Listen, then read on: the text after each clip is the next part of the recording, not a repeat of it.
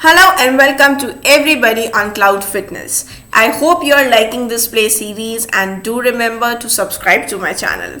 So in today's video, we are going to talk about notebooks in Azure Databricks. So I have already given you a portal walkthrough. I have explained you what exactly Azure Databricks is. Now in that portal walkthrough, I explained you each and every component, but now we are going to discuss about notebooks in much detail, right? So for that, let's move on to the Azure portal.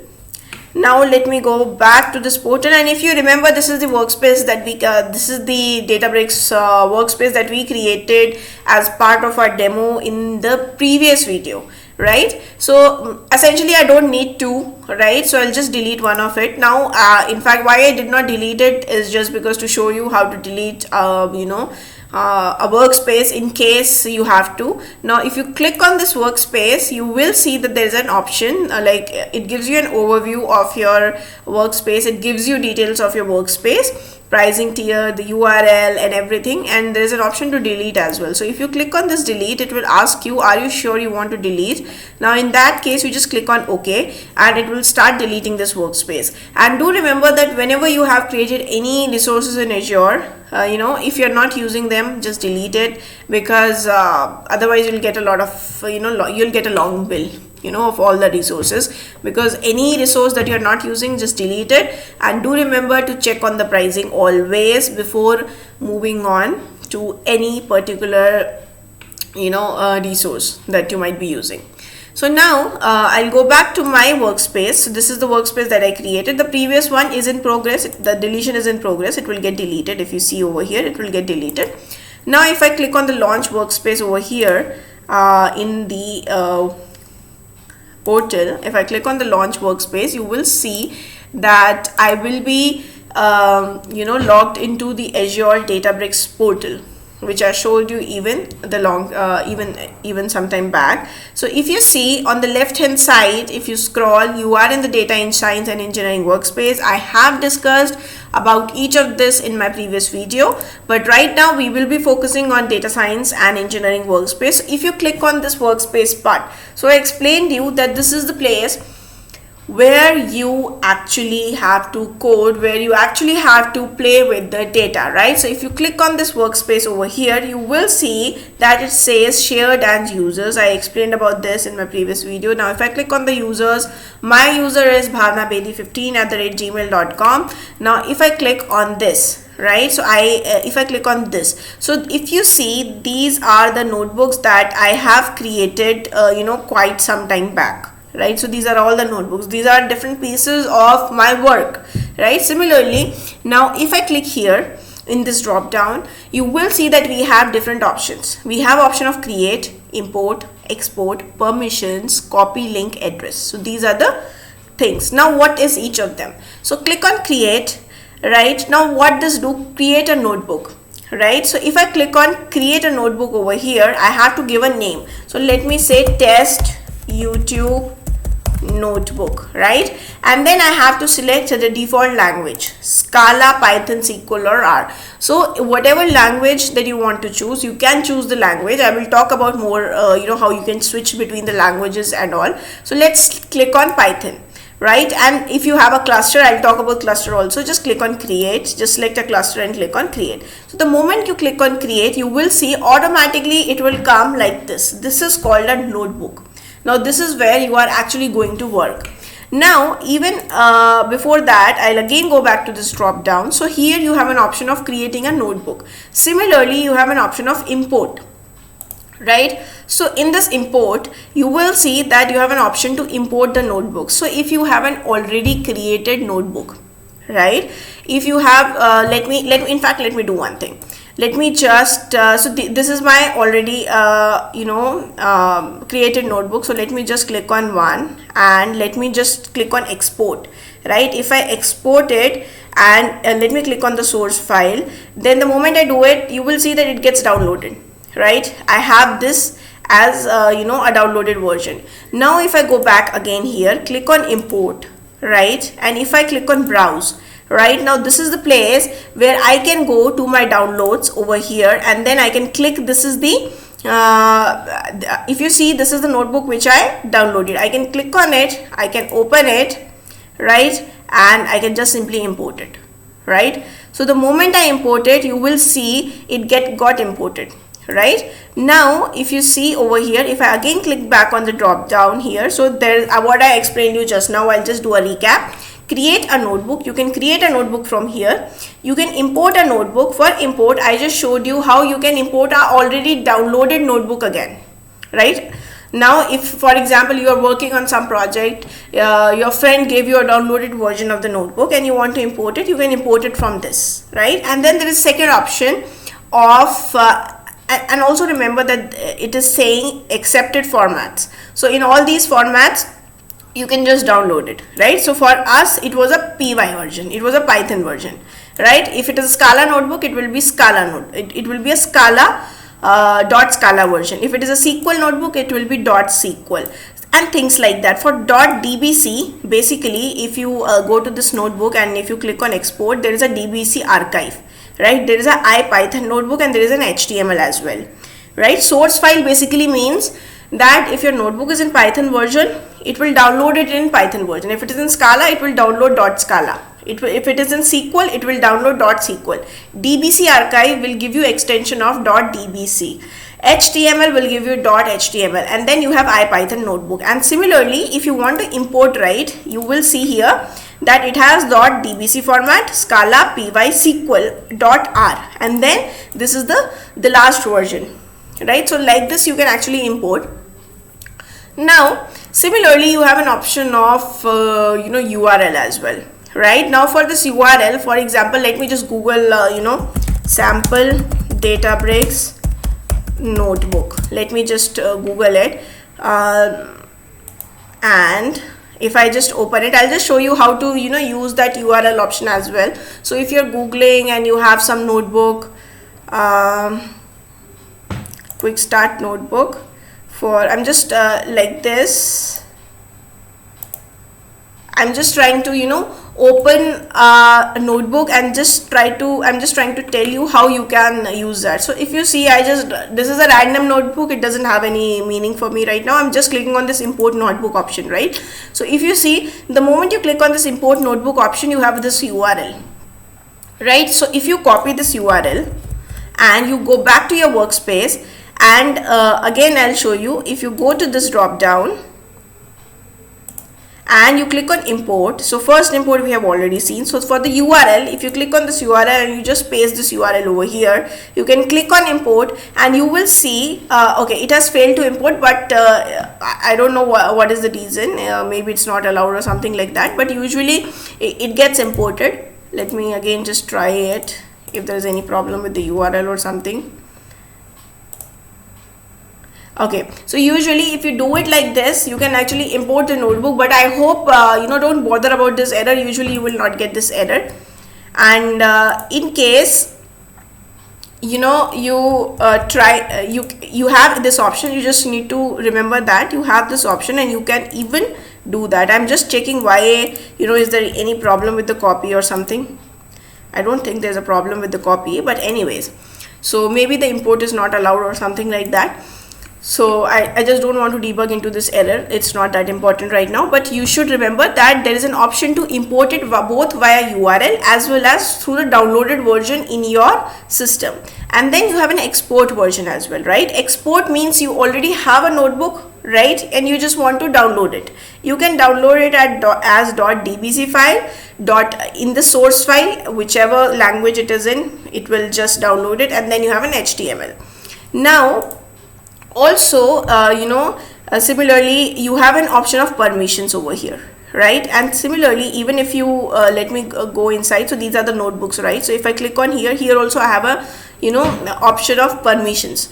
Now if I click on this permission option, right, if you see, this permission option basically allows any other person from the users. You might, in your project, you might have around 30 members, right? So out of those 30 members, apart from admins, if you want someone else as well to view your file, you need to give the permission to them, right? So you just need to select their name from here. Basically, I don't have anybody added as of now, so I don't see the name, but otherwise if you have users, you will see the user names, or if you have group of users, you will see the groups as well. Then you can give them the access to manage, edit, run, edit, right? So if they want to read, you can just click on read. If you want to run, then them to run your notebook, just you have to give that. If you want to give them all the permissions for your notebook, you can click on manage as well. So this is how you do it. And permission you can set at 2 levels. You can set it at the folder level as well. So in this folder, I might have 100 notebooks. So if you want to give them access to all the 100 notebooks, you need to give them at the folder level. Otherwise, to a single notebook, if you want to give them error, then in that case, you need to go to that particular notebook and select this permission option here, right? And yes, so at the folder level, these are the pretty much options that you have. And then you have something called as copy link address in this folder path. And here also, in fact, if you click on this on the notebook, you have an option of clone, right? Clone basically means, so let me just clone it, and bucket by, so I can just give it any name, clone, I'll just say delete it, right? If I want to clone it at any other path, any other folder, I can just clone it, right? If I want to clone it in the shared, I can just clone it. Clone it means basically duplicating it, right? So if I go back to the shared folder now, you will see it has this notebook, and this notebook is the same notebook which I have copied, right? So in the similar way, again I'll go back, I'll show you what are the options over here. Now clone, rename is like very simple. You already know what a rename is. Move, basically you already know what a move is. You just want to move it from one location to another. Move to trash basically means you want to delete it. So let me go back to the shared folder. I just want to delete it, right? So I'll just say move to trash, right? And then you will get this option. Are you sure you want to delete it to trash? Items in trash are permanently deleted after 30 days. So this kind of notification it will give it to you, and you can just simply click on confirm and move to trash. Now you see it has deleted, right? Now similarly, if I click on this again, so you have something called as export. I've already defined. Permissions also I have already explained you. Copy file path, open a new tab is pretty common. Copy file path is also common, is like, let me just copy it. Click on this. So the moment you click on this, let me open Notepad++ and let me just copy it. So this is what the file path is, right? It just copies the relative path of your notebook. So basically inside your Databricks, you might have an XYZ folders, right? So let's say for example, I have this Bhavna Bedi, right? Now if I, let's say, create another folder. Now if I create a folder, let's say YouTube folder, right? The moment I click on create folder, you will see that it will create a YouTube folder over here, right? Now let's say I have a notebook over here. I click on it, I just clone it. Now for cloning, I want to clone it to the new folder. I just click over here. This is the path, right? Cloning to this folder, and then I click on this clone option. So the moment I do that and I open this folder, you will see that it has this notebook. Now if I click here and I just say copy file path, right? The moment I copied it and let me just paste it over here, just increasing the font. Now you will see users, this is my user, right? And then inside the YouTube folder, I have this Windows function, right? This is the path basically. So this is a very much overview of how this folder path and all the drop down works. So let me click on this drop down and just let me move to trash, because I don't need it, right? This was just for your demo. Now again, let me go back here. In fact, let me move it to trash as well. So this is how overview of notebook is. But now let me tell you how it works, each and every notebook. So we created a new notebook over here, correct? Test YouTube notebook, right? This is the notebook that I created in front of you. Now if I open it, this is how my notebook looks like, right? Now in this notebook, what happens is, on the very first thing that you see over here is the name of the notebook. Whatever name you give will appear here. Then there is an option of Python, right? So whichever language you selected while creating this notebook, will come over here. So if I click on this Python option, so I clicked on this Python option, you will see default language is Python. Now if I click on this drop down, I have Scala, SQL and R. So if I want to switch from Python to any language, I can do it after creating the notebook. I can do it from here as well, right? Now what happens is, if you see, it also mentions something, right? What it says is, changing default language may render command with your %Python invalid, right? Okay, let me in fact talk about this later. Now what happens is, whatever command that I will write, so let me say print, let's say good, right? Okay, so this command, whatever I have written, this command is actually a Python command. Why? Because you have to write it in Python, because you have defined your notebook to run only in Python over here, right? Now if I want to create a new cell, right? So this is called a cell. So each command you can write it in a cell. So if you have a piece of a code that you want to run together, that piece of code you can write it in one cell. So each command 1 is one cell, command 2 is another cell. So if you want to create cell, just hover over it and you will see this plus symbol. Just click on that, right? Or if you want to create n number of cells, just click on this plus, and the moment you click on it and you are writing something here, you will see here also there's an option of Python, right? Now let me just start the cluster in the meantime, so that, because this takes some time. Now if you see, each and everything that I will write here will actually run by default in Python. But now if I want to run it in any other language, right? Now in that case, let's say I want to run it in SQL. So I can simply click here. I can just simply click here and I can say SQL. So now by default you will see that it writes %SQL. Now what does it mean? It means that all these commands by default will run in Python. And this command, since I have specified that run it in SQL, it is going to run that command in the SQL, and by default it will add this %SQL command. So this is called your magic commands. Now if I click on this plus sign, you will see again it comes as a Python, because only for this particular cell, I have mentioned to, I clicked over here and I said that I want to run it in SQL. Now if I again change it to Scala, let's see how does it work. Let me click on the SQL and just click on Scala. So you will see, the moment I clicked on Scala, you will see that it said it removed that %SQL and it just said %Scala. So these are called magic commands. So I have written my code in Python. So my notebook is in Python. This command will run in Python. Now if I do select star from diamonds, so let's say there's some table, so since it is a SQL command, it is not going to run, it is going to fail, because the native language of this particular notebook is Python, not SQL. So now if I want to run any kind of SQL command, I have to write %SQL, right?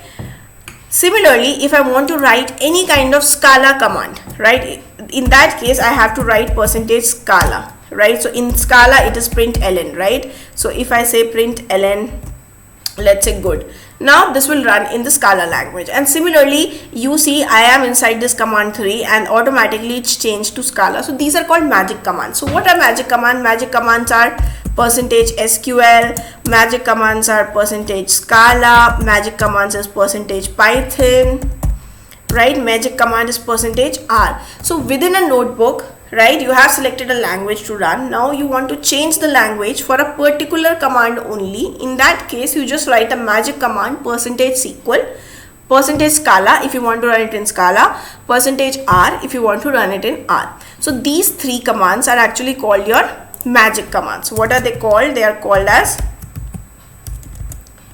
magic commands, right? Now this is a piece of code. Let me just run it. For running it, there are two options. First, you click on this particular option, this drop down. Here you will have an option to run the cell. Run cell will only run this command 1. Run all above will run all the command above it. So right now there are no commands above it, so it will do nothing. Run all below, so it will run all the cells below it, right? So this is the one way. And then the second way is just click on this command 1 cell, and then in your keyboard press shift and enter. So what you need to do, you just need to type shift plus enter. So the moment you do shift plus enter, it is going to run this particular command. So now you see it has run this. Correct. Now if I remove this %SQL from here and I just try to execute it, it is going to throw me an error. It is going to say me it is an invalid syntax, because Python does not have anything like select star from diamonds, right? It does not have anything like that.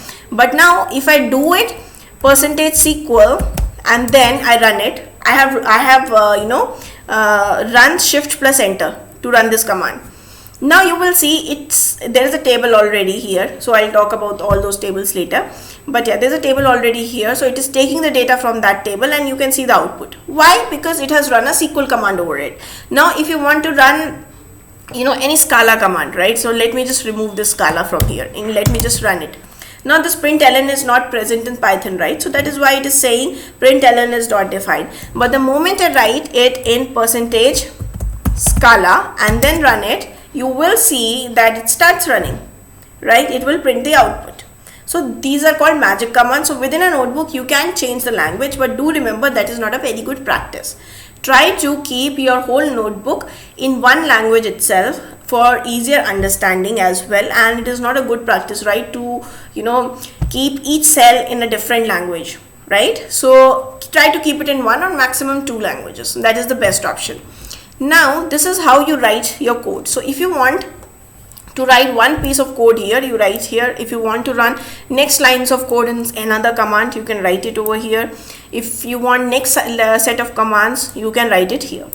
And whatever output of the command is, that you can see it in form of the output here itself, right? If you click on this output, you will see that there is a you can go down, and by default it will always show first 1000 rows. For any output by default it will show first 1000 rows only, because it's a UI, right? So this is how it looks like. This is how your notebooks looks like.